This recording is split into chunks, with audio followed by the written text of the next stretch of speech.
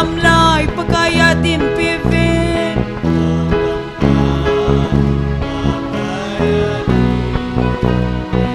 lấy lung ngay nan pui mang khan ate hiế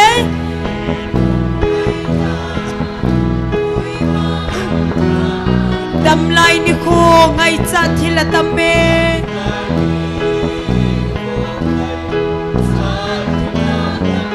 pa bang hin khô mo lep ding kon cha hi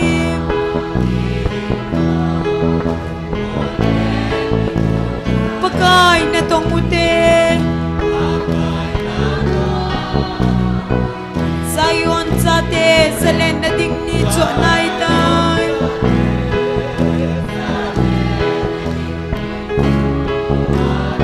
na sau na dem o sopi ke sang le chun tun sot kot ke hon hom lâu đi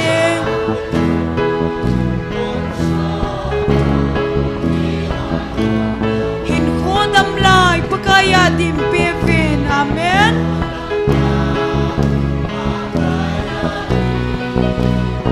ni hum kon vai chi pha da hi tai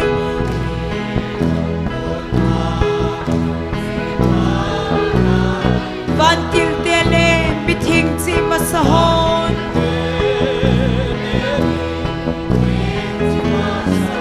kung pile baza thon ei nanga singui amen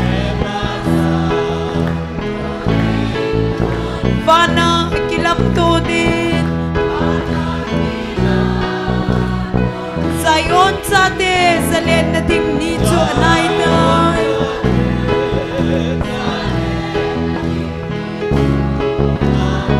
sau na dem o sopi ke sang le chun tun sot kot ke hon hom lâu đi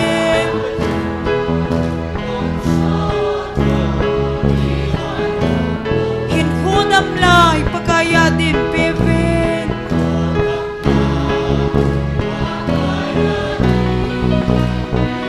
pakai krista lal na gamachun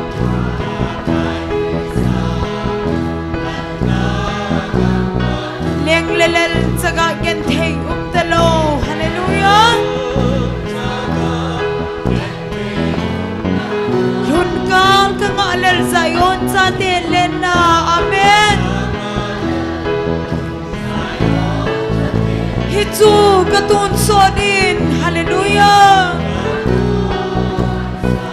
Zion sa te salen na ding ni chu anai da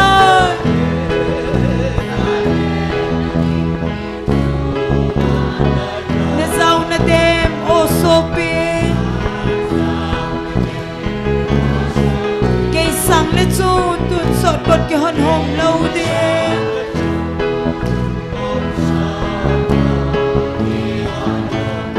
hin khu dam lai pakaya din pe ve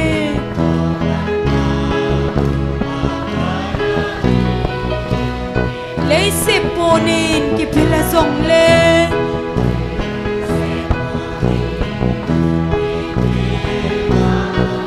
Pi hoi ta chu ke man ka nei na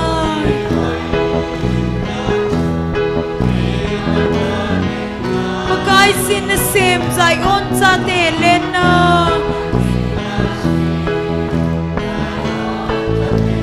hi chu ka tun so din Zion cha te zalen na ding ni chu nai dai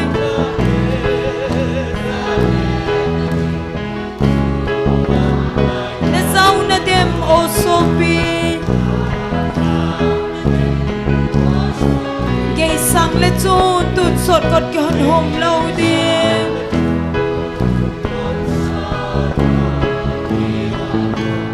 hin kho dam lai pakaya din pe ven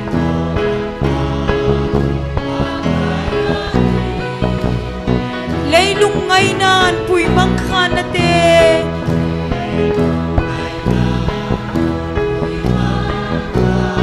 đam lai ni khô ngay cha thila tamme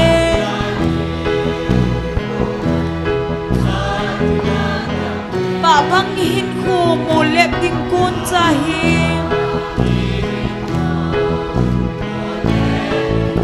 pakai na tong ute Zion cha te zalen na ding ni cho nai tai hallelujah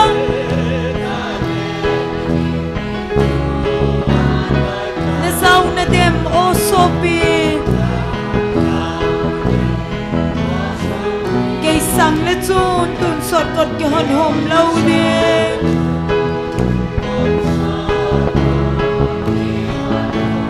hin khu dam lai pakaya din pevin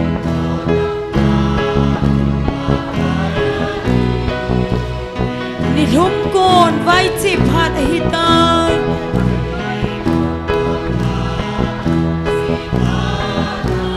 ban kil te le mi thing chi ma sohon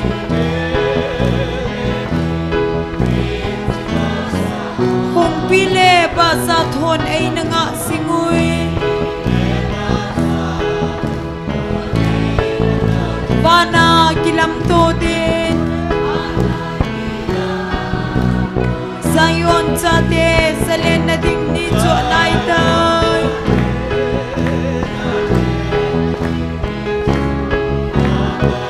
na zau na dem o sopi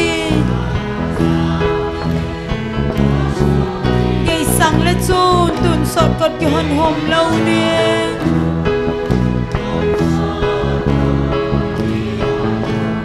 hin khu dam lai pakaya din pevin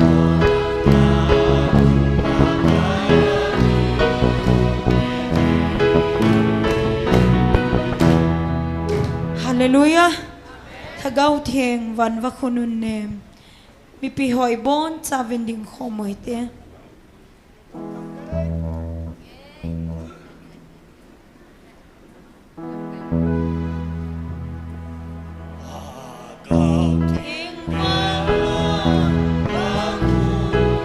hong leng kinin ka ngayui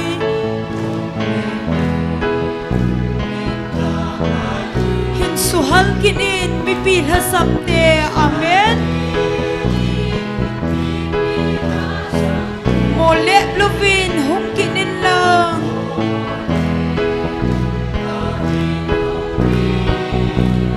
o ka ngai zuvel hagaw nun ne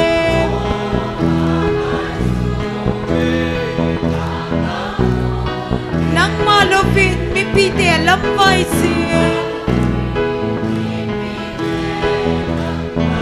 hin pui kinin lang oval ba si Zion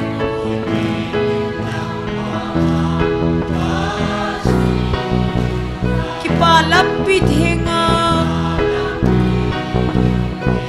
ngai sin pakai na lat sa te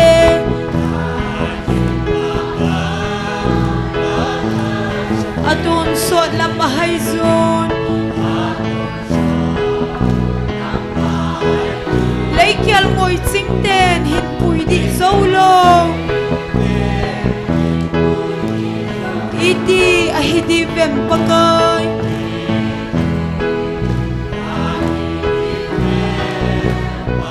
o ka ngai zuvel hagaw nun nem amen nang malupin mi pite lambay sin himpuy kinin lang oval pa si Zion amen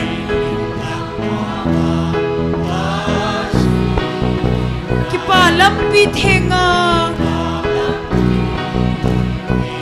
hagaw ting pe nang naumle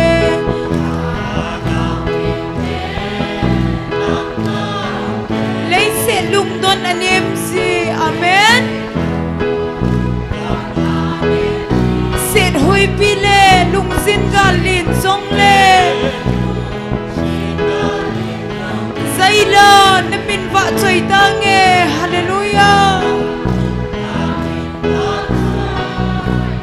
oh ka ngai subel hagaw nun ne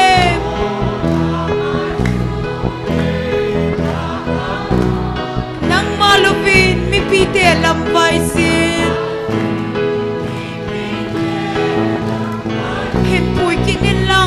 oval pa si Zion. Amen.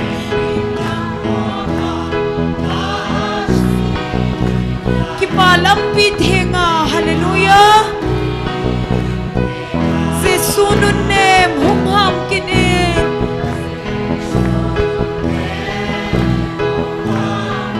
Lungdong taan na thok na. Het sa inlang naling luhu chuto.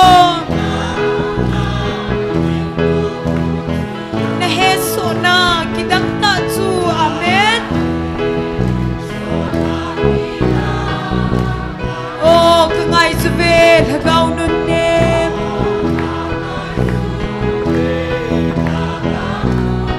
Nang malupin mi pite lambay sin.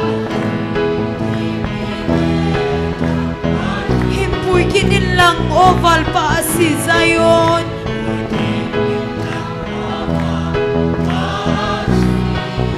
Kipalampit hinga. Amen. Hagaw theng ban bakunun nem.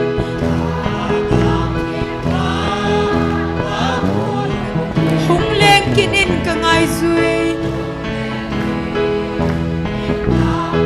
Hin suhal kinin mipila samde hiye. Mo lep lupin hung kinin lang.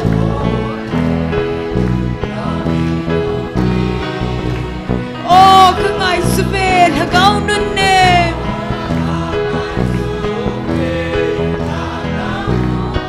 Nang malupin mipite lambay sin. Himpuy kinin lang oval pa si Zion.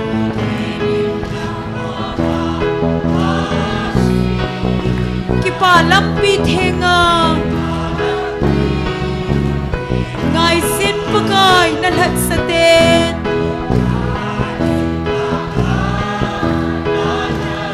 Atun so lamahay zun ahiem. Laikyal mo'y tsing den hinpuy di zolo. Idi ahidi vem pagay.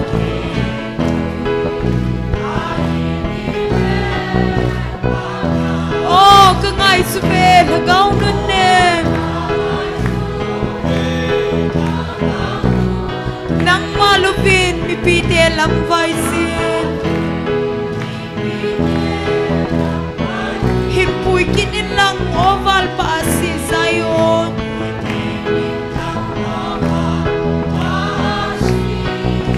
Kipalampit hinga. Hagaw theng pen nang noumle. Amen. Leisin lungdon anim si. Sed hui pile lungsin galin zongle. Zailon namin va choy dange. Hallelujah. Oh, kangay subel hangaw nun nem. Nang malupin mipite lambay sin. Himpuy kinin lang oval pa si Zion. Amen. Kipalampit hinga. Jesunun nem hungham kinin. Lungdong taan na thona. Het sa inlang naling luhu chuton. Naheso na kidang tatsu.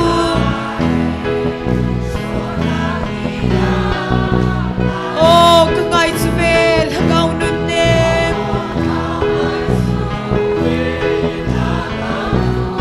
Nang malupin mipite lambay sin. Himpuy kinin lang oval pa si Zion.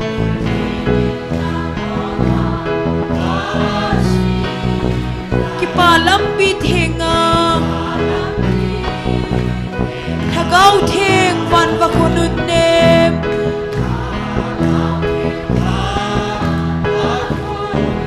hung lek kin in ka ngai sui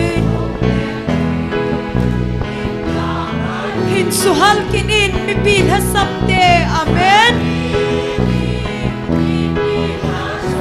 mo lep lovin hung kin in lang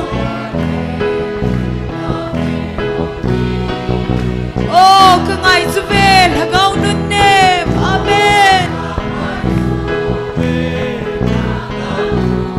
nang malovin mi pite lamvai sin himpuy kinin lang oval pa si Zion hallelujah kipa lampit hinga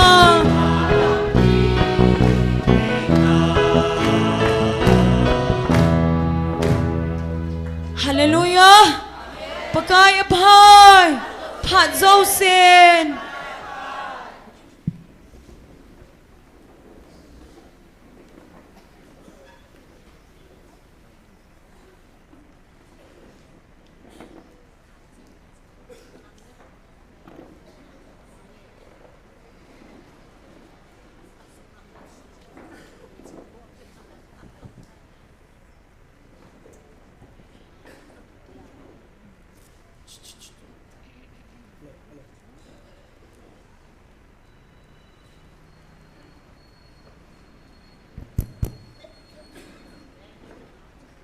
online hong pangoyan lang sila muna hong mi pi hozo se bon chavin jingka phai musa wahat chunung pathen thangwa nei pive ngai luti bukim lo hokem akipat na kipat chu bu si kanala laita ka o chana su su in hiwangin akichai chala ka o hong kichai na pathen program jong hinten ya chu Monday ni achu na conduct kana bol hin Tuesday ni achu ko su talovin uthanglal kani ki khial sa hin tu nya he ma bui kille payam lo pha na chu os u hi jong le athin nei pi kham osu na chu kan mana kondaga kong din ni ta kong din do jing hin ki he thi mo hitin tu ni ki man sa na de hun pong do nge taw nei lam kai pi de he evangelist pa thin ma hung hiding hin pathin wa chaila sadinga hung ki gong he nu chinlam district headquarter nu ning boy nu kim nei hing a hin amahol a hin nu kim nei hing hi azo le town ai temela api evangelist punan ko di tantin nu chinlam le nu ning boy gon sanam din pakai min gets ave taw khom tingul taw chai nei pastor thangne nei pi di we bible chang khan sim do nge Joshua bungsage chang som la thum achun jing ni khwadin nang le nang kisuthing su occasion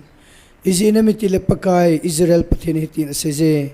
wo Israel nala owasu mangdia ki koi sathil aum bove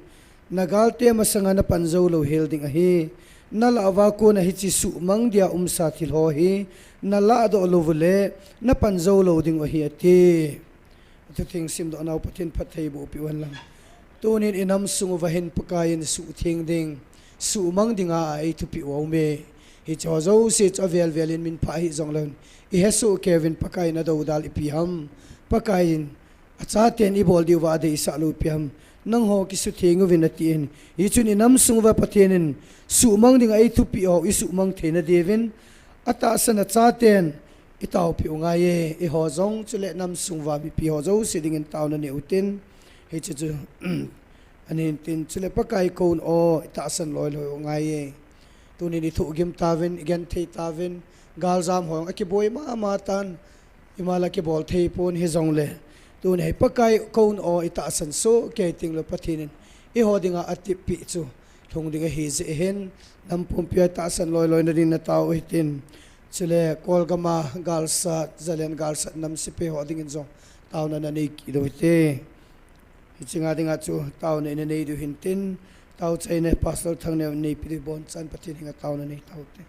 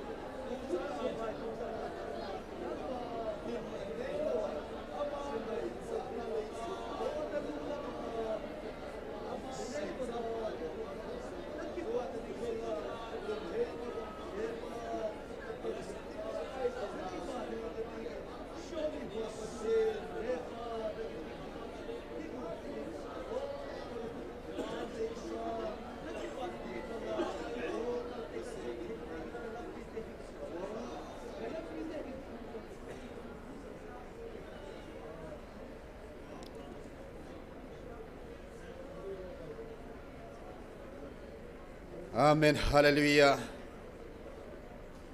Hình sinh hát sunung kapau pathinin. Nei thupiu tunia zong paka nit hedinga.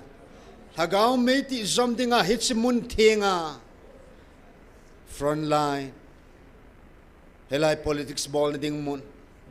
Nang magi ho na mun, nang magi va say na mun. Namin zala paka helai mun thinga nangin. Dunia zong na meeting ti hon alat sa ho. Nei pui khom kita jem na min thing ka thang ba ven he. Programa pa na pa zor san gyanal hagaw thinga kapan mun si ba. In sunga tao ding nalhat sa tenihin. Helai muna tao ding ho zo se ka heaven. Nalhagaw thinga ne ubkhomova. Na van til ho na van mi te ho zong. Ei pan pi diu le ei sa hu ding ovin. Nei ki thopi sa ding ovin. Ichang zo sa sun ke mo ho zo se. Kata sao kalagaw ka hinaw. Lunglan ting ta gan ki hing ha bangin. Namait sama hung kilhan doin. Jesu manen ka hung tao khomove. Amen.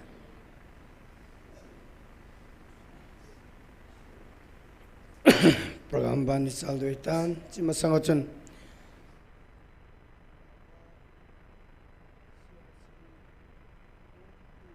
Pumpi General Secretary po Reverend Sailun Zong Ilawa Hong Zavin lung setanin din lo apiulo ki pamente ben apiute ki pame sule mipi lang ako na koy tabang tu ni khuhi ke ading a GMFDI muna nam pi ading a taw na kahung na masapin itiyaw male lung setan ki phalam lo hele namun si hong ding lo ki pamente pame silang khol am hozo si zalin pathin thang wa avin he tu nu chinlam district headquarter pathin wa choi lai sa piutin ama ba na hung sakit dingin nu ning boy jong gon sanam ding khet sauve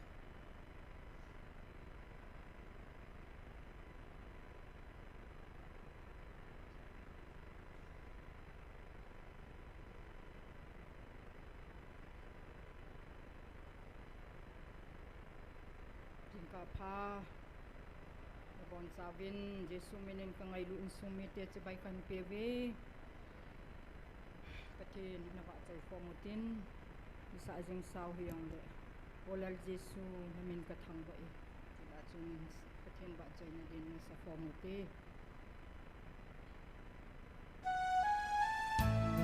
nyaw khat sunim dewo bo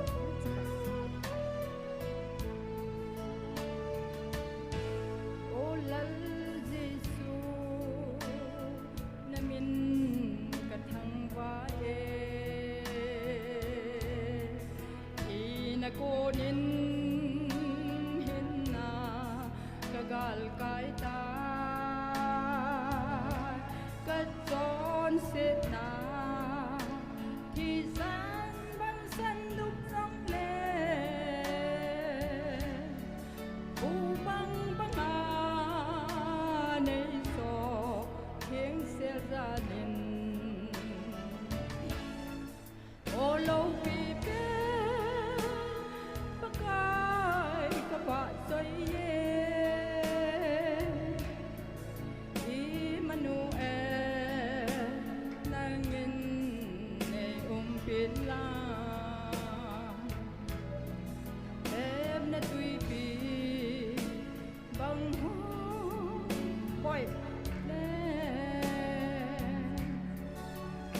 than hao aleng to kilomina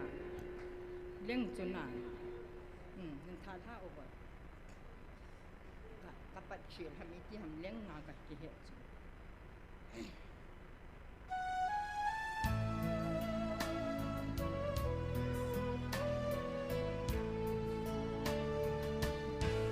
oh lal Jesu namin kathang ba konin hinna kagal kaita katon sitna kisan bang sanduk trong le bubang banga nei so heng se zadin olo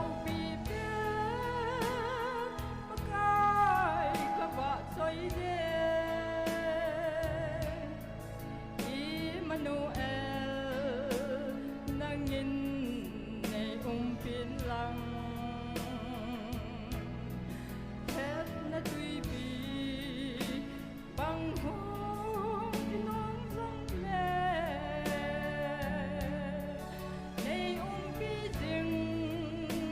yin de hau ba zai re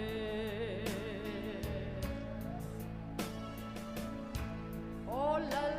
jesu namin ka choi ane dai lan oi ding ta nghe namin lâu pi lấy ra bát he i ra nên tâm ding lom le ka ki sia nào kul pi nang vô na hi o lâu pi pe pakai ka va soi je Emmanuel nangin nei pin lang thép na tui pi bang hong pinong dong le nei pi ding yin je hau ba zai re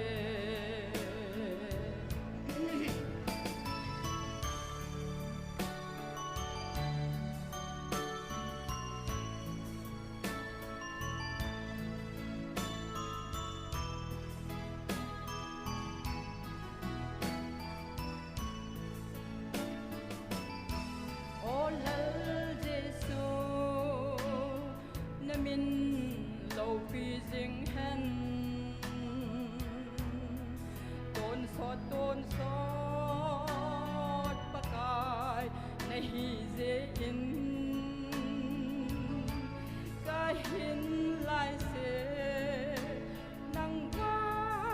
soi ding ka no me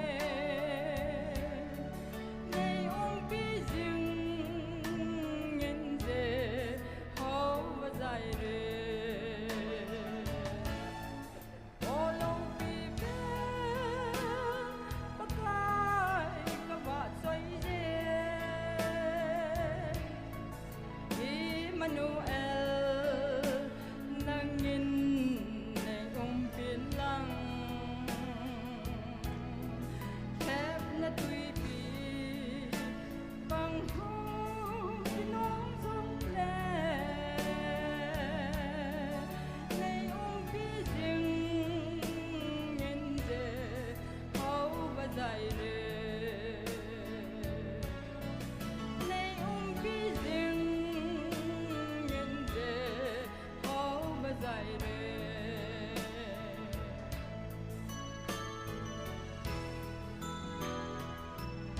Kakinin san si Wadin Patrick.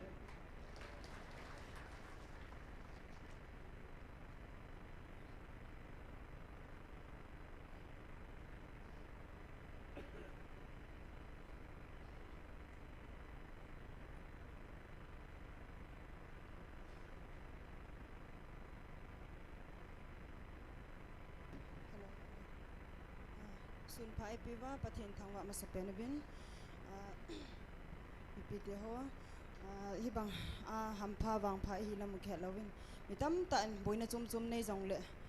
ei hon wang kin kho pen thu pi pen chlai mun in zero jiwin mi wang pha hi ve ti kan phun do he tu sun phana ke man ba chela kan sa ding chahile hoinu to thangina sa GMFDI la hingjing pathen ha chung nung chi chu kan sa di he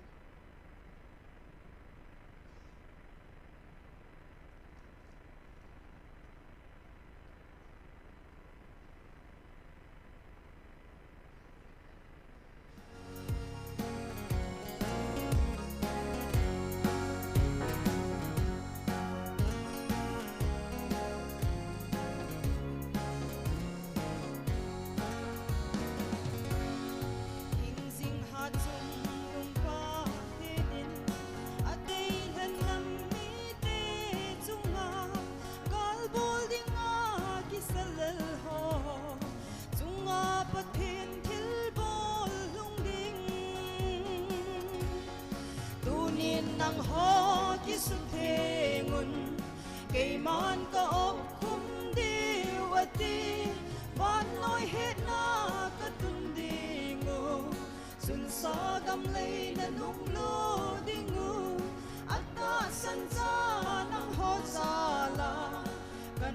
dei len ka tun do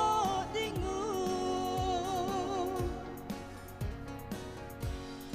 kami Israel na mi tezon mi khat le ni kita salin kangai damin ka bang bo si gam sung hop phum na nung lo kitiu tunin nang ho ki su thengun kay man ka op khum di wati wan noi het na ka tun dingu sul sa gam lei na nung lo dingu atta san cha nang ho sala kanam dei han ka tun do dingu Ka ibi ka hiwa hibong lo manay ngay do son se ka hibong do pa ka gam sungu su theng ding an nei dei sa naw ka su theng ding hita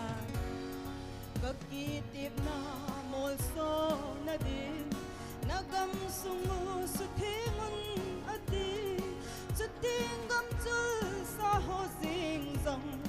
kay man ka le pi tiu ati tunin nang ho ki su thengun kay man ka op khum diu ati wan noi het na ka tun dingu sul sa gam lei na nung lo dingu atta san cha nang ho sala kanam dei lan ka tun no dingu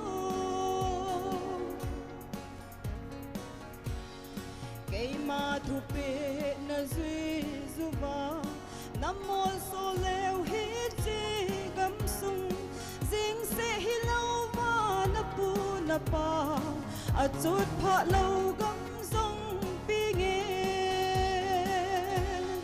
tunin nang ho ki su thengun kay man ka op khum diu ati wan noi het na ka tun dingu sul sa gam lei na nung lo dingu atta san cha nang ho sala kanam dei lan ka tun do dingu atta san cha nang ho sala kanam dei lan ka tun do dingu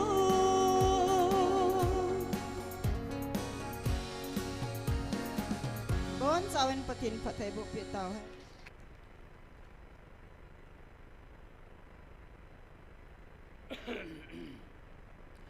Paumin nu chin lam le nu ning boya kunin pathin wa che langai ta ta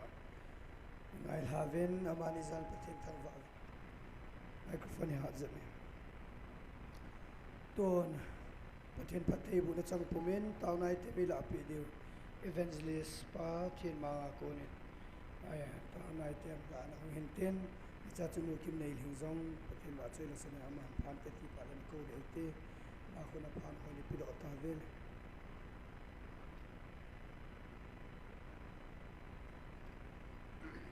Hallelujah. Nabonon Jesus Christa minin online apangol elayam Josi. Jesus minin cebaikan bolawi. Hallelujah. Kai patinin ailung sidin tunin kayang item nading kahong kinin. Pijong le tunin Bible mun kan simin katin patin thu chomcha nakihin nakitil ko kinotin. Bible ilun masangat chen trong khan introduction tabangin thangkhat kan sei de hin Bible simda yang katin ke hin simhi anangai jeng ovin lang na phet le lovin pakai chu thim theijin ha hi he lovin aman Jerusalem atun do a leiset chung hi wa chai theya sa ka sin hallelujah pathen pathe bu han ki pau me tu ni hin Bible kan sim do tan tu nia kala do nom chu pakai chu thim thei sa hi vin thim sa hi vin ti hi kan chi pi de hin hi che ma sanga chun da ha chin lo hon video a ha sim la jeng vin chlai mun pathen lagau thu phon hi abang le satan ati ji vin abang le antichrist atikijiven abang le CRT ativen kalong don dan chu keiwang lungdong mong kai tai ipipen yang o hama mo nyang o he thelo na a het chit lo kilanga cho abang le satan kingo abang le CRT kingo abang le antichrist kingo na ne theva ka sei boyu cho a het lo dan dan hui boy mo he chi ya chu kan sei kin he thu chi khaden Bible sim jenga tao lo he lo chu sabat na alut jive ne theva Bible sim jeng he cho tao lo he la Bible sim lo chu sabat alut lo he an ki ngai han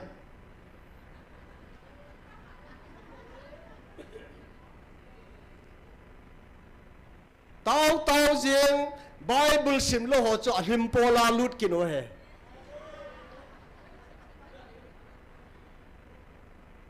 Bible sim lo tao jeng revival him kit jing wa he gao thu sei kino he ichite ni le ka sen jong chun ija nam khat ne mat do di we tai abana Second Thessalonica base and Bolivin bung ni chang kana pa som la ni hi isimai le hi chi hi rap charwa thil so antichrist hi antichrist ahin tu ahin hilai muna thu phun hi antichrist he ati ve hin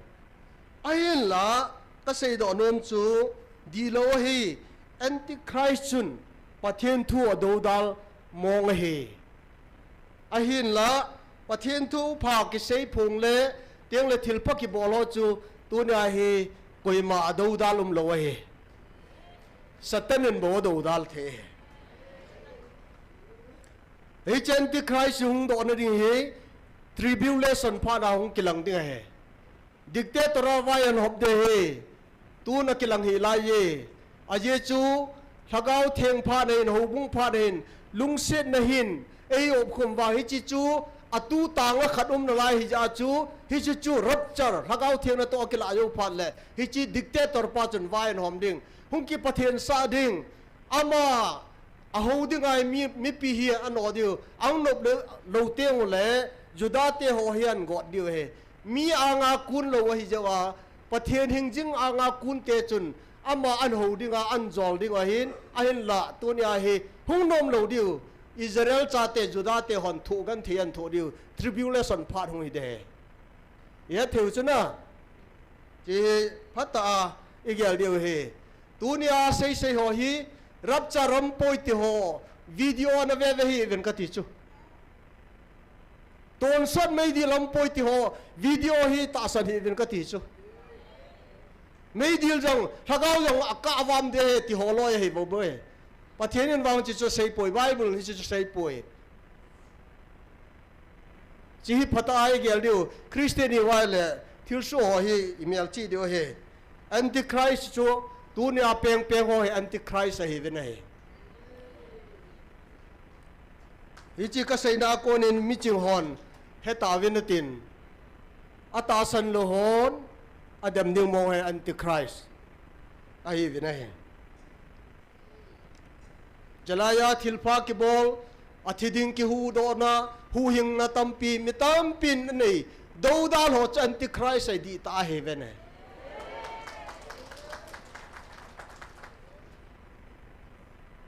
human rights in jog phallo he democracy in jog phallo he India kivai po na nyong apom lo hichi dan kala chon ai je wa chu tunia hi tabong communist tabong a hi ve nei amoin ching kisal he o hin wi changol khun hui na mu ling jo si a hap cho ngam lenga wi cha ngoli puya le geu gin ho pu mo hop hap ventin theo bo ki ling ho chu amu vai le sa hi sa wa hab hab mu chu me ui thêm đi ta chun sa thip be a zui ding a khuning a tha a lui a het chet ding a zui ya a zo teng le an su do teng le a pu pa anga an hoi lu ji chu je pha le chun ki kap ji chu tu na mo pen ho nung zui ho a pha e hallelujah na sei di en hang sen ti ho chu amang tha di nei ve comments ka da le tu yung tu zan ni zan ta ka mu da en za cha nam be se he chi ka se yang he video hong viral kid de he ai lai chi lang chu thil thu chu mai tan hin tam se dang ka tin ni dang le se ding ki khet tang ka te isai bung som nga le ni som gup le ni chang sagi sim na wa chun pakai chu thim theyin la hi he lo ven aman Jerusalem tun do a leiset chunga wa leiset chung hi wa chaya thei to ka asina ti hallelujah dunia hi ka sei nom chu kanam mi te ho hi chi pathenin inamu atun do na dinga tu chunga pathenin ei vil now nam gan theile leng vai na ta sa la ga wa tun do ding ta ei vil wa hi jen pathen thang wa nom han ei sem do ka sevin ei tun do ka sevin gun chu tan pangute ti ka tim na he mi ni janin se han lang i janin dam jong la hello hon se se yong le tu na i het chin oi yin pathen ko ma ki pa thu se yung te ei tun do di wa ma ki tim pa he alpha le omega pathen he hallelujah mo pen ho hi ta san the pui pathen thu pon jo se va cha ham ho he te mula va cha ham ho be me ti cho se do sai tai esar bung gu chang khari simai le hi cha hin hi chi jan chun leng pai mu thei ta pui awa le na hi le kha bua thil pha bol ho record do chu amu do ta ven leng pa ang sung asim do wa he le Mordecai tunia pathin koma na tau jing bangin leng pa thi na dinga bithan le abi pitam bigthan amanin nuki sote nen leng pa tha na dinga anato gun chu tuna Mordecai na sei do chu ki paman tunin Mordecai achang ta na he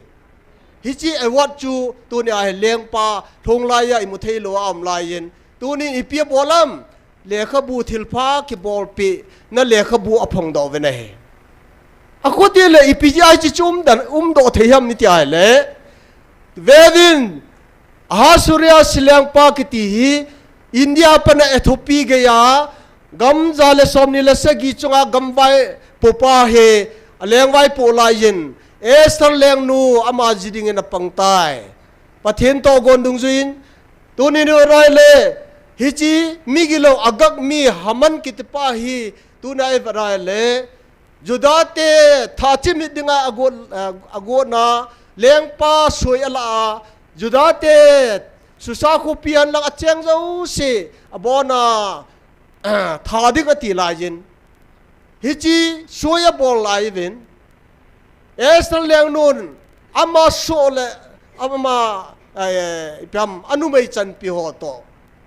abana Mordecai susakhu pisunga judate ho cho khom ven khawdi pora ki silvin vut bola atovin enjong ne lo tui jong don lo ven ni thuma taw ven ai le tunin amel mate haman na to ato gur ho jo se chu tunin judate thana chim ding ki ti pen chu tunin judaten phulana na nei tawe hallelujah amel mateu tha chim na jon anei tawe pathen thang venom han tuna i chanau gambai po alen alal hon eo nammi te ni khat ni nia su midding su chai ding thisana lon kang sa ding ei ti lai wa tuna i taw nau za la pathenin ei vil ding wa ei hu do ding wa tuna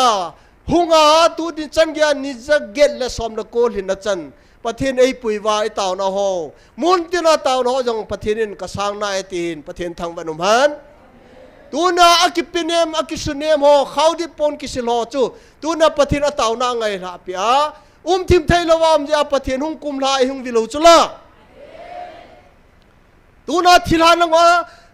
ai lo le siar ti nang a ai lom le ipiam ko ham nang ngo chu na het chel lo thu sei dan ka ti he pathian ni ho le pathian phata ho ding he ye chun tunin gelo te sopite ho ya chu ipija tunia hi judate chu ki hu do ham su sa ko pia kim vela ai lo le judate tha chai ding tia ibola tunia hi hu do om ham ni thum man ngola tunia pathian abial je chula tuna mel mate to ding jo si chu tuna amo jana to wa mel mate ho thana ani chula tuna jong i ho sumang ding a ho i ho tuna iso wa pang ding a pathin in ei koi a koi chula a koi ding chume ama wang tuna hen vevin so pite ho ka sei nom chu chon sen na wa ko nai ki lewa khaudi pon ki silva MLA minister hian lang hausa upai lang haulam ka yong le chon sen na lung he nei nei lo wa le tunin ichung wa thil lung lung no hi mel siding he ama wang pathen na taw naw zala na chung wa thil lung ding ho na su be zo di wa hi ama wang tuni na lo chal wai la wang na thu gim na hum de ti chu pakai na ngai lu cha gim bol ji he ama wang tuna i ho ni tho na ho hi tuna isung se na ho hi hiya chu tuna hi pathin ko mi bel lo wa le ha san na tam pi hung thung ni ya chu tunin pakai pathin hi thim thein la po te mi dangin bol hi jong le tuna helai mona taw hon pakai chu tunin ko jing o tin akeng tu jing le hon pathinin ei hu hing dio heti ka sei no me ne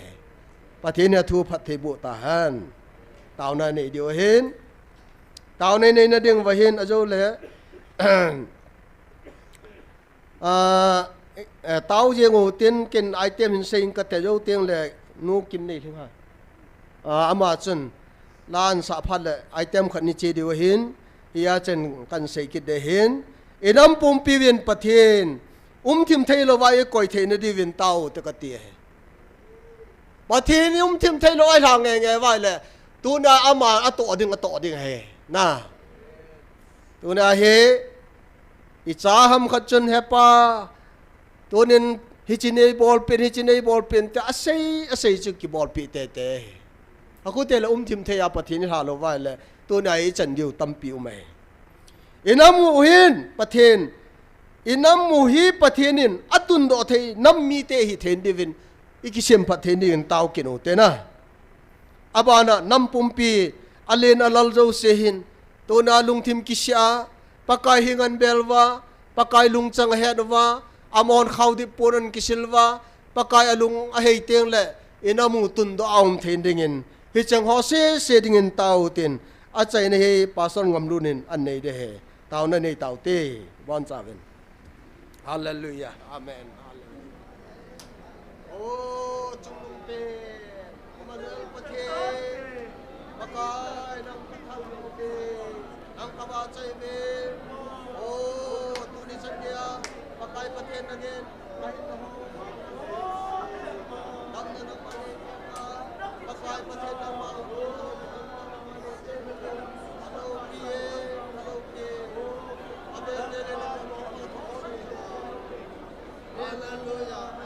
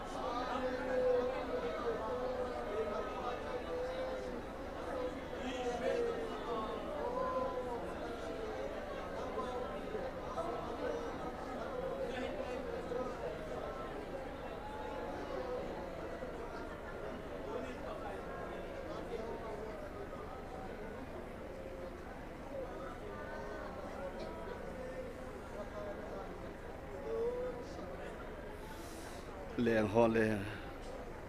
pakai ho zo si pakai namin lo pi ka thang lo ka ngai tu le ha pa thil sim nam chim van le si le pi khang len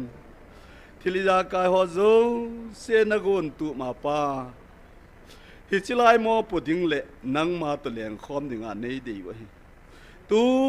ni chanin pakai nang ma hin na ki pa na thu pha thu hi pakai kaza jing ma bang wa tu ni ni khu azong nei ho pi nang muna lagaw mei ti khom then nei ko yun namin lo pi ka thang wa be pakai nang ma la ngai lu na hi ke ho ka ki ngai lu the hi nang ma pum khat ne hin ke ho ka ki pum khat thei pu tu ni be ben ka ki khom naw ka nam pum pi wa dinga ki lung khat le ki ngai lu tu na nang ma ta san cha te chi na do la ka chi khom thei naw ki khom a hin na tingin ni kholo pi ta nei piu to hanin ka nam pum pi divin ka ki khom naw wang nei bu zata vin tin pakai je su min khong taw zo ai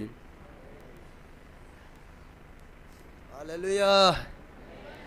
Aban nung kim nei lingin pathin wa choi la hin san tin aban che ki dio he tu na ma kan ko vi pathin wa choi la saring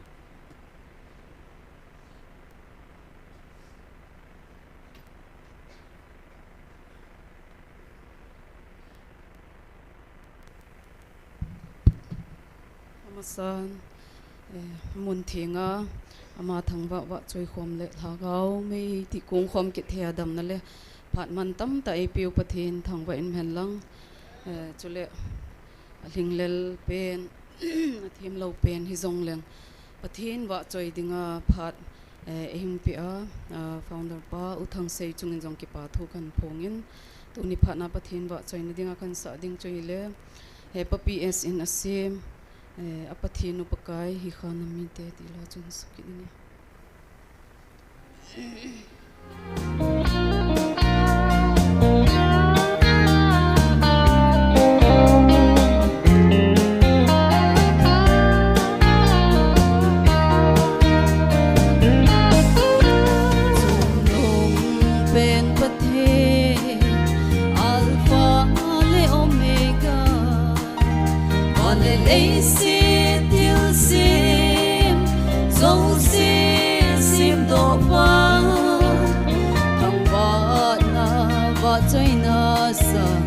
bên cang him piu ve a pathinu pakai kha nam mi te chu anun no a hi ve pakai din a go lo dia a len do mi te chu anun no mu ve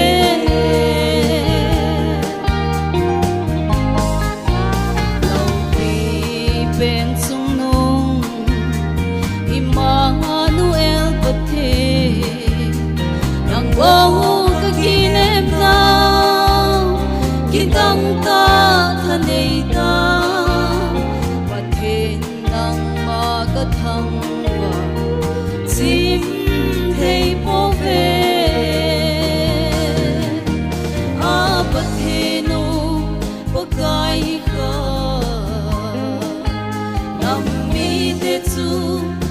anun no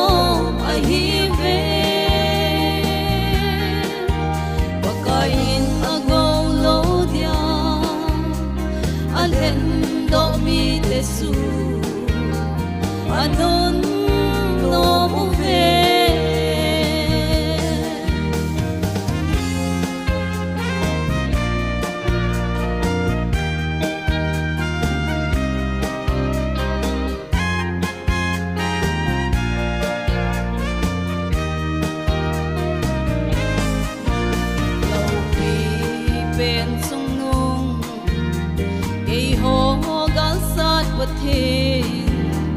mi tâm pi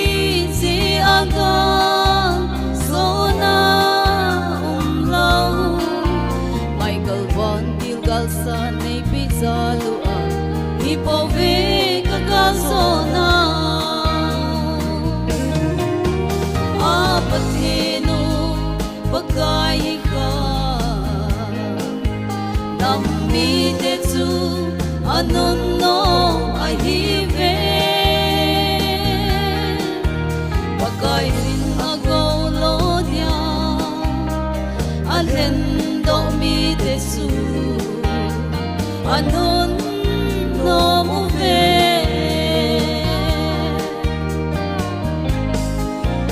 lo pi pen sung nong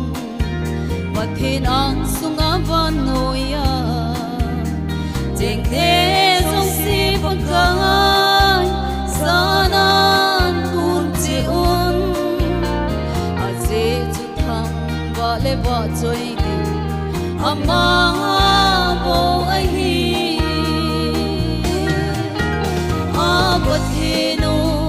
pagkai ka nam mi te chu anun no ai hi ve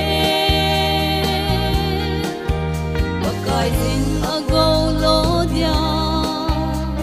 alhen do mi tetsu anon no muve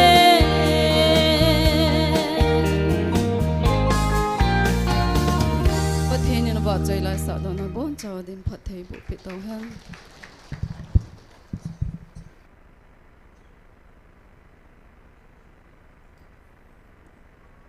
nu kim nei ling pathin wa choi la sa in ki pa pi vi pathin wa choi la sa yi ha hi nang khana hi ho ei wa choi ei pon pathin wa choi hin ya hi pathin thang wa na i nei zo di wa hin loi khanin la sa ho hi a khodi be pi yivin adi lo na chakhat ding ka ta sanin pathin thangwai no mari ti le ke cha yeng na ama i ki papi na wa khot i be yu la bo yin na e chu i bol khilu mai thei de ai hin la tunin hi salang chu hin sei pung ka tin ajo ka sei ni za git le som la ku ahing tai kan ti kan sei pa chu mi khanin ni khona sim ta taw yong ni sim da leo chun ka de he ti na ki pa cha be seven chi sim da leo chun tham khat be yong ati aza da ke khat ka ko ma sei khan am kinen ngai yong le ho in khu hin ni khat khanai tai chi hin na alang khana chu ni khu tha ai mu yo sa ki pa thu sei ri pathian thang wa de chula ai le ni za git na chun ki tang dan ta le ti ki pa do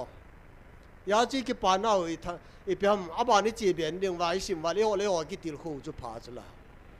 to na ni khu sim da ni het lo wa le chun ba i de ba i ki pa da i chu nyao khat ka ga sei ki da hin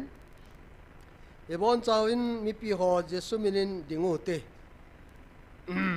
bible khat kan sim ki da hin to naw so tan dap jong le bible mun khat sim ka tin taw no item khat na chi la de hin yo ten le tunya dinga cha chai na wi de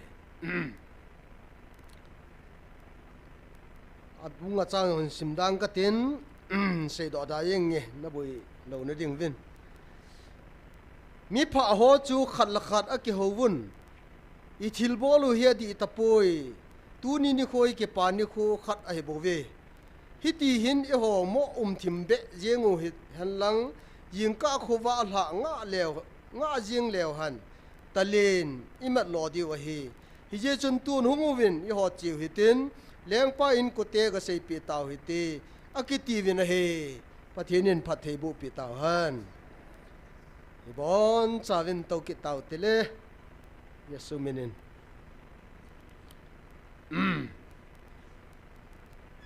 yin ka khuwa la nga lew han talin imat diu heti ka sei no men tu chung pathin lagaw thingin det som ni lagup Sunday nia yung vil now shiran la multi dam cha hin som segilali chin simda nge pathinin apya ma na tong ho dinga ama na tong dinga thau anu masa ho apai la na chei nang ho nakidi sa naw le naki he sa naw wa nang ho mihim lungpuna naki sun nawa nawa pat hichiji a chu paila na hivin na hitawin keima kado khang chunga keima thuta le thuthing le ka oza ho hi tu hin na ho khelin thau kanu tai hallelujah thinin lagaw mang hu do ndinga thau e nu naw unya mo puna chang hitawin iki pawe pathin chunun nom han lang Bible kan simna hin Second Kings ahin bung sagi chang ku kan simna chen mi phali ho hin ithil bolo hi apat tapoi adi tapoi tuni ni kho hi ke pani ni kho khada hi bowe imo thim pe no wa le yim ni kho hung wa han lang le tali ni mat diwa he ti hi chi pi a asiyam mi ta le Israel cha ten pathin asu milowa surya te hi atil do pya aleng pau ben hadet kitipa hin samaria khupi hi nitam pi hi auma kela thi sago rahe ai le che para chu tunai banai le hi chi khupi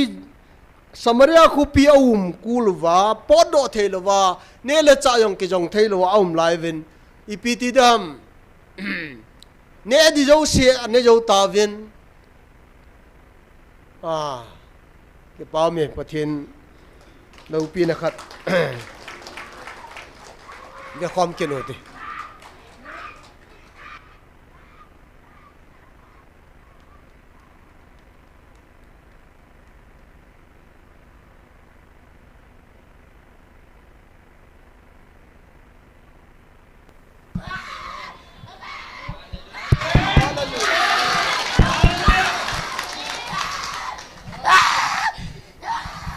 thằng cao bố ho he sủ môi phâu thủ đi he nè chúng nó họ lo he gì số mình là căn bạn nó ta chứ anh toàn bột chân pika he na tim sao pi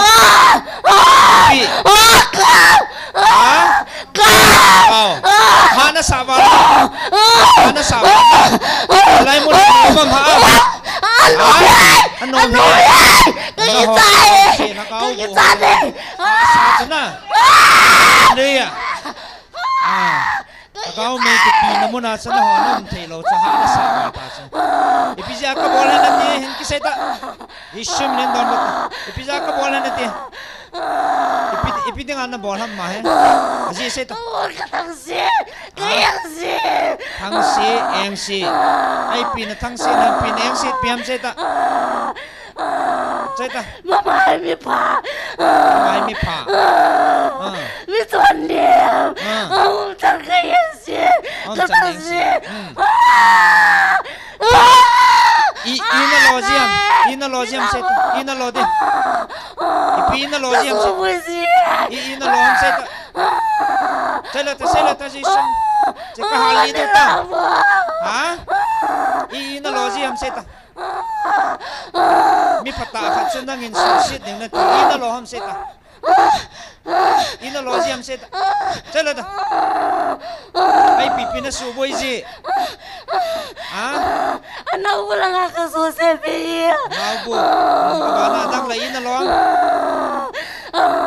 Alung kamu saji. nong na ma sa ji dang la ina lo se ta bon se ta Ketulan mati. se ta Di lama what the fuck dang la i ka lo na ti ina lo ji Alung kasuma pi. Anak gua kasuma. no ma sa na Kayak siapa lah. pipi na bol sa ji ta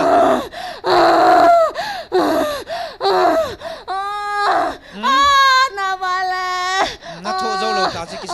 se lo ta ai pun na su sit ta zo na adang la ipi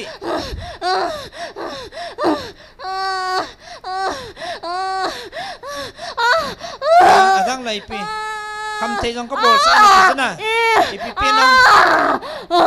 no Semua kedua saji. masama na do nam chi jo Tolong. tai me min ko khat pikin sa khat nangin su chave de adanga ta na bol sa na ipiji momong hen na te aji su se ta ipiji hen na te Kata si. Kayak si namai. thang sit ne yang sit ji na to he ama he no ma sam ke pa ji na ma iti ji am Iba kalau. pa ka talo ipiti ji ta Alung kasuma pi. Mina muda tala ni kakau saya. ai apa khat su sit ning ki ti na ho to gon apa khat a hoi khat su eng sit na dim ne ho cho na eng sit thang sit ji cho Katu sate. na nga lo dam sit Ada te. na nga ding na nga thei di kitim ta nako ki bang sana naning nakabo na kan do rita nan bol kiti kitim nan bol kit le natingai dam lo di chane na novam tu ne jisu mina kan mano he novam chi chi nom na lai thakau me chi koi ta chi novam che halo ti o chi le ai lai na lu ji ma oya ai pian na lu ji ha na pot nom tam iti na pot de ai pian na pot de kenan loi ta chi di ta he na ki chin ta he ai pian na pot de ai pian na pot de Awai mama. oi mama na ai koi na su chabe di aman na su gut changai sit sa ta na bol na eng sit ji ha Ilanok tu pa katu sao te. nang la ji na nei ta ma ji na nei ta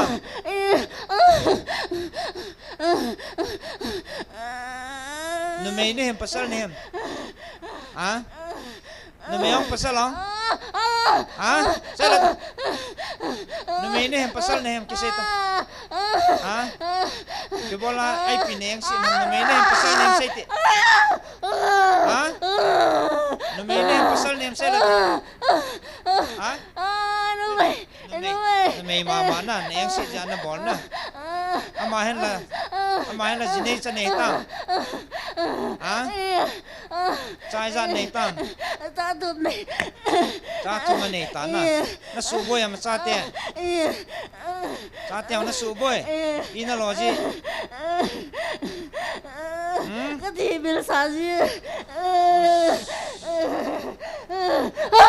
ama na bol Tôi làm gì cha đây? te na su boy na adang la ina lo ina lo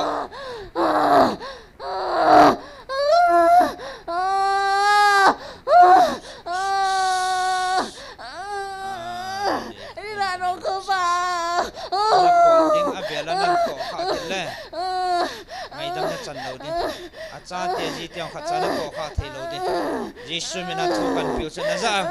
này cái hẹn năm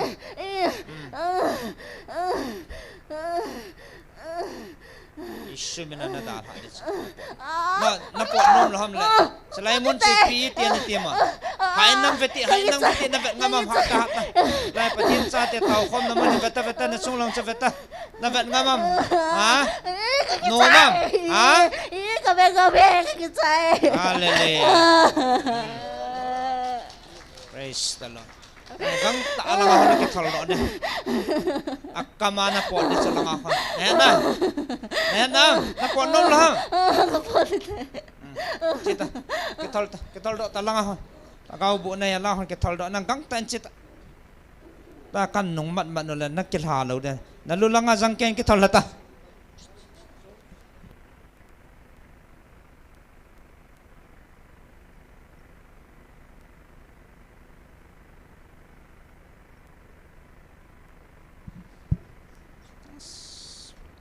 mai mi phata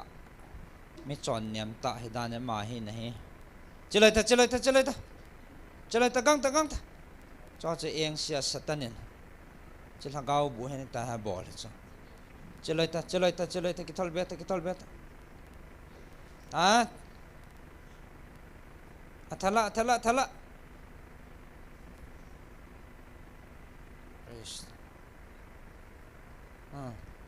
kinota kan nong mat wala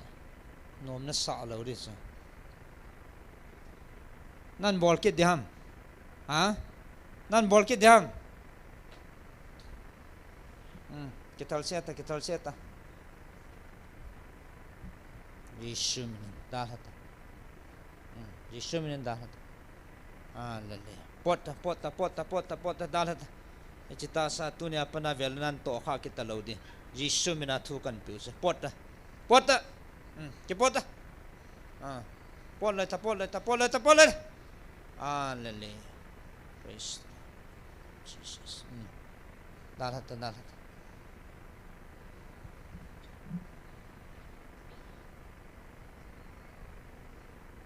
gim dalan sa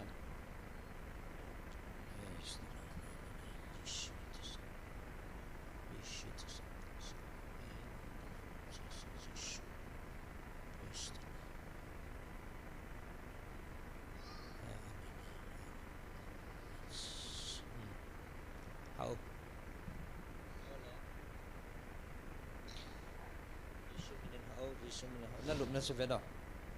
e pi ha manamin ko ya mo an pui ai ha koi tanang ke lanam bai koi tanang ha nanu hai langam nanu to ne ji pa hoi langam ta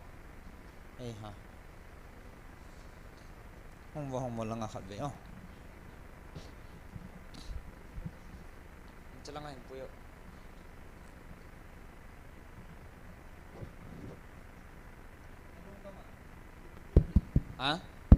lại chân tiếng nắng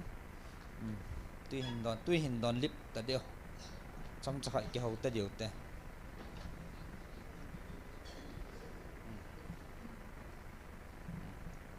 cho lăng không mi pi khó vẹt tị năm mùa mi pi hình dạng tao khó mà năng lại tạ nên này một chỗ này hẹn năm một lâm này hẹn năm năng mini pi ham mà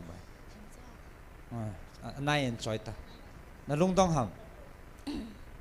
ama amala anu ne he na okay apai thagau gilo thagau bu khanin eng sia na chunga na to hen kum sot pi hita na ina tijiam ha na sa jiam inaum chandani pi ina tijiam neu khan seiti Krom chan kan cái hial mo kalungia lang na om thei ji lo kamot pat sin te na na thu gim na ho che seita ipi ha sa na sa ji ha mai lo le anom mo mai ham nei ko chu ha na sa wal ha mai lo le nom mo na sa mai ham mi chan gya ha sa na nan tu ham kalungang ki ho thei ji lo na ima cha sang ka lunga thei lo thanu nang ima kan nei lo bang ka kum ne ka thi num si na thi num hel jing na short tam hetian hangom na chu nai na lai ham kum izat hoi tam kum khat mo phal tai ka hiện hetian nam na chuna na chi ngai si ji ham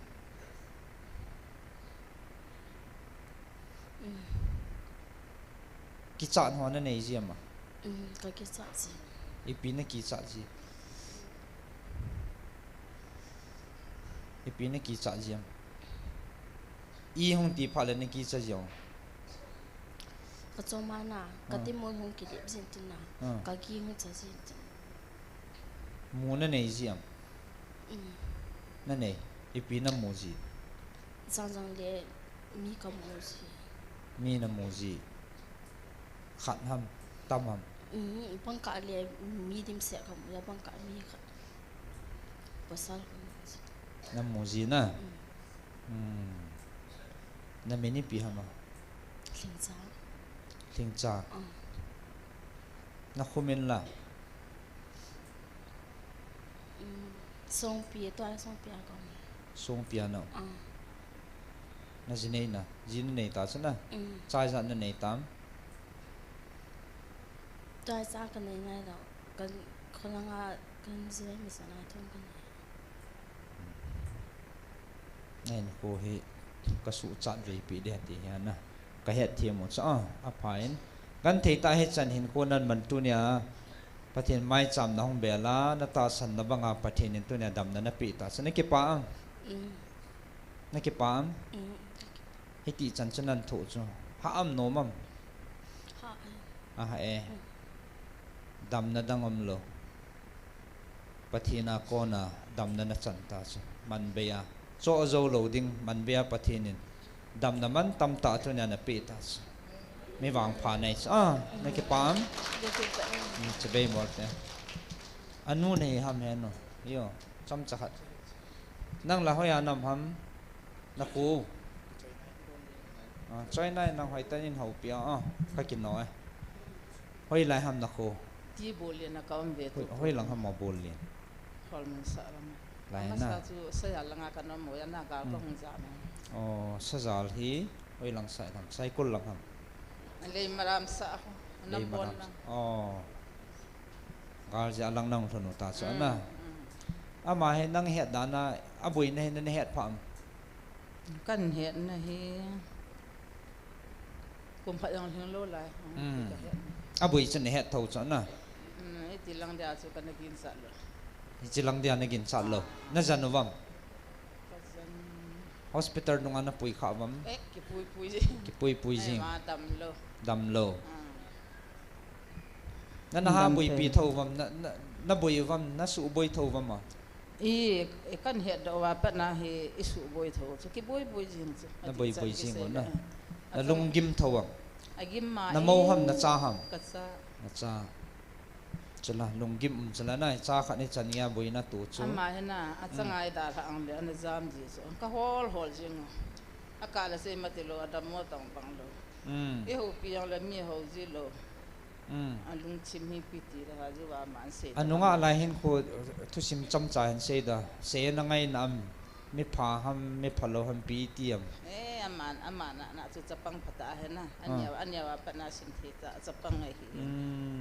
ji an nei jang som le thum hing lo lai so ji nei jang lai lam ka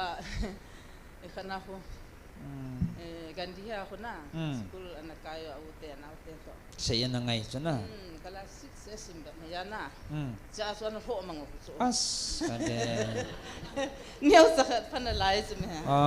he chi chu hong hin ten ama hi e ta chu hong ji nei le na chapang cha hi bang chu in chen ko sa dan jong he na mi bon tho jong hi mi se ngai jong hi ate ji ten jong anga ya ngai lu na lunga lung se na hi ate pi chu pathin he mi ching hi lo le sin do hi inte chapang ba na ke ate pi ko ma ji pa thu kan se he ki pa me te pi na ai ji chu a hi ai ta chu hong ko sa le thang sin na hong so na ga ki ning ga ki se sei ta chla ta chi pong gam ta so so si so hum da enten kan he to na he le thasagi thagi ba hum so hum ha khat na hong ha boi na na thasagi lagi sung jong chu aso na so he chu so tho ni khat thu diang ngap cha nam lo chu takau boi na su boi ne a cha te hoi la a boi um ma na he thanam cha te chu boi lo ku se ta he na ma boi na dam mo jing so dam mo jing atam mo ke ze hoi lo wa thu hom khajiam na cha te masanga zo ni thimbil si na thimil ji na cha tiang a su boi cha ki chi san ne ai le nang ni he tu nya he iti ho he drama til bo a tho thu ding an hong han ham hoi langa ita san ja a ki hong sula ni hong the bo ham mi pi ho he ita san lo la la hi hong ki hong da ham na hong tho thu han hamจะวางสิเราจะ tho thu koi chai cho tho ding a chlai hong dam na กังจะเฮทอทูซุอะตะวันกิโซหรือว่าทอทูซุกังเฮ ai ei hallelujah mi bangan the ya ke pa ham tha siam mi a thli lo ngai tan na ha ka lunga se be se na tu nya pathin cha na ya phata nu la pa thu se na ngai a se na hin ko chu satanin su mang ne gut wanga pathinin nana chin pi jing he chu tu nya he nain ko hong ki le ke de ta cha pathin na lung se chu ki pa me alo pi in pathin ngai lu naw ke dangin satan ho chun adang ji hilo eng si thang si ai mo nai taw na man ho a eng si tin he chu a thangu si he chu mi a phat ding a hoi ding a mit thei ding he satan eng si he chu chi ki he deu he lo pin a pathin chang hanang dam na e piu gar zo ne piu pa pathin thangwa ne pi ve hallelujah yes the lord henge ki pa me pathin thangwa na ana pui man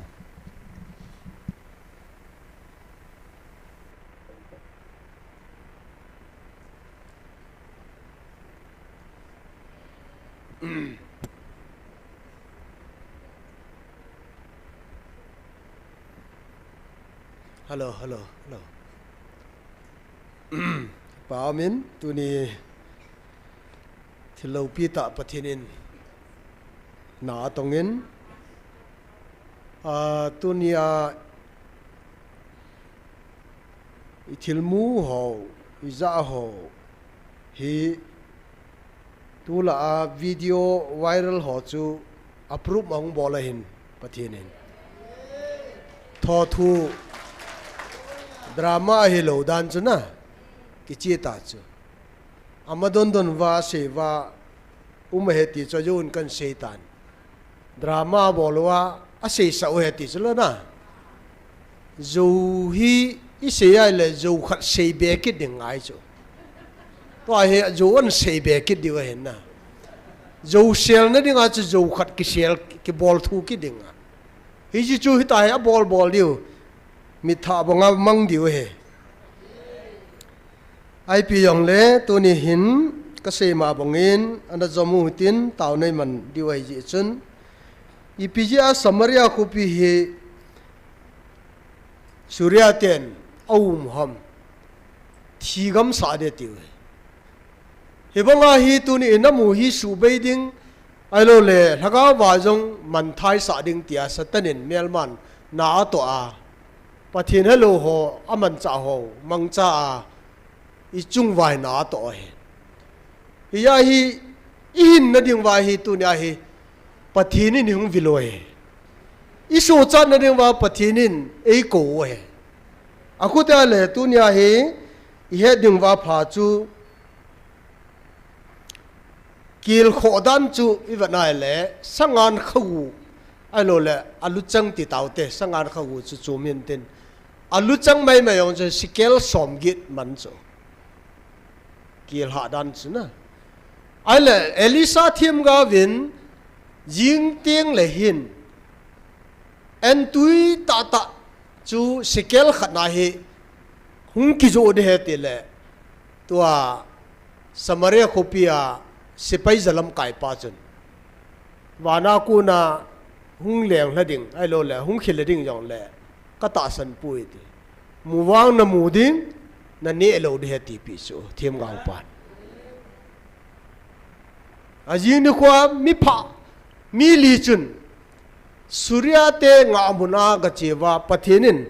akeng khun ni ginu chu aman cha ga lo jam tau chu la mel ma te ne ding chu ta chu akem sung wa cha di maum ta mon a dei lai lai ki la wa a ba na au mu wa le to hi mo mu wa le leng pa in ko te se pe lo wa le jing ni khu le i thil bo lo mi nan he do de hin che pha la chen ta le ni mat di wa hi che hu tin leng pa in ko te ga se pe u te ati wa hung report wa aga che wala di ai pha na ne ning ta ta hung ki zo a sikel khana chen tui ta ta na ate na dim khat chung ki zo ta chula ya ju se pai zalam kai pan mi pi chu tambe sen ati nai la achut liu ta cho ya chu amu wang amu amina ane pha ta lo chula thim gau pa thu sei chu di ta chula na tu na yo hilai mun ta san lo hin veven so pite ho patena ki tem pain alol sa de hin ama wang mu vin tin ata san ho sanga chu achan diu hi ipi hung te dam ti chu sei lo vin jo he ta ve pathene sei sa he yo chan sanga thom jo chang diu hin achan lo jong ya ke dam na ama wang tu nya he lo lo on aga ne ding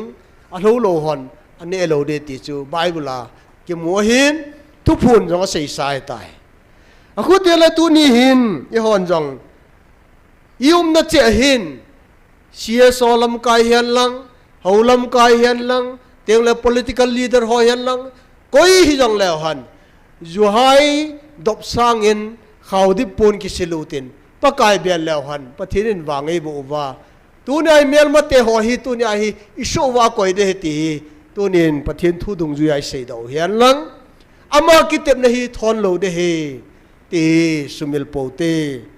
so pite ho tu ni pathin lo pi na kidang ta tai mutawin athin thua ataw ho ki swalo tin pangjung te tu la a viral ai lo le video sim zalin mi zan ham khanin a se chu ni zan ta gmf dai hi thi nga ma ka ta san hin evangelist pura sei pha nin o ka ta san ta pui ti hum so so chu ai chu ta san ta hello chu lai hina adema pangholo hai chu ma bu amo chen la cha sei thu hin na ni janum choi ki lep ta lo diu ka ta ka nom su thu ta sei pha na hin bible jong hi ei ma de lai kot bola a pha ling nai lo vai chi to su be ngai lo pia a de lai ton sim do ji wa lai to su be chu ni janum non bible sim lo chun wang ta san nan tin bible sim a he cha a chi dan he ho wang chun ki lep la jo hi ve ta bo ni janum ta he a pha lung lo lai ai wang a lai to me be ang lung ding yo hello ang lai ho yong hello a chi sa yong hello ho chun hilai to na kan be chu pha chom lo chu ei mani de lai to kan be ding le tam ta mo khla aman an sei lo yo sei yong ken yong ka le sei the chu la phat ki nei lo ji sei na ding a ai chi sei na ding a phat ki mu yo lo pya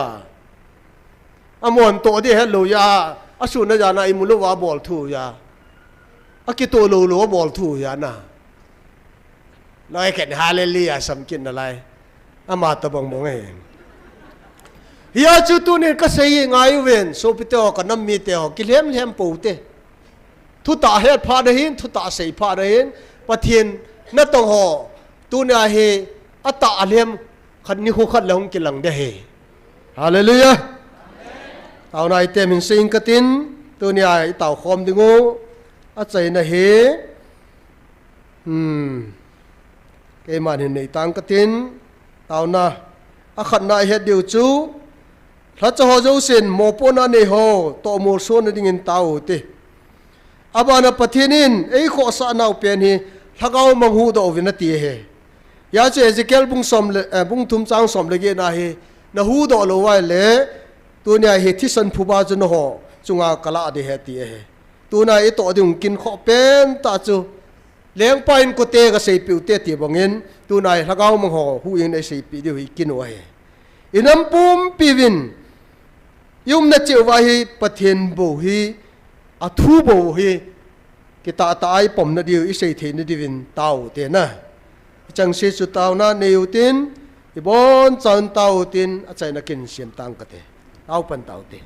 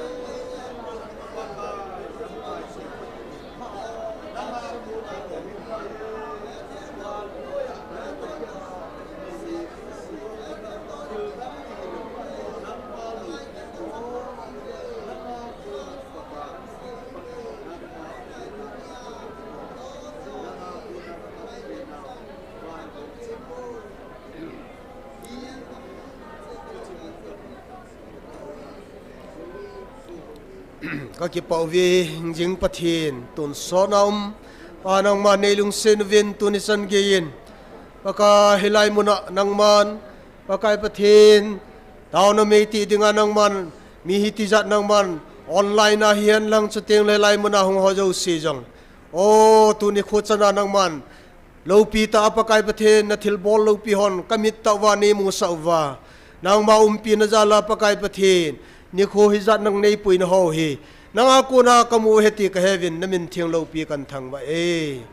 tu ni kho ka ke man cha no wa ming hi na sei khil ne ngai da mun na lung lai na ka kitil kho no ho malama jong pakai pathen pan kala na wa ko na lol hin na aga kamu thein ding wa nangin phat thei nei bu su diu na kom ka taw na hi don ke khan ta wing ka tin ka chi nawa kalam la naw tina nang ma lagaw thieng pi na pakai pathin in mun chele ka chen ding mun che nei pui lung taw in ti a jing ni khu phat pha nang ma nei pi ke wa na lo pi na phung do thei ding in lagaw thieng thil bol thein ni nei pi taw in tin Nazareth Jesus Christ min ka taw na hi amen hallelujah dam selun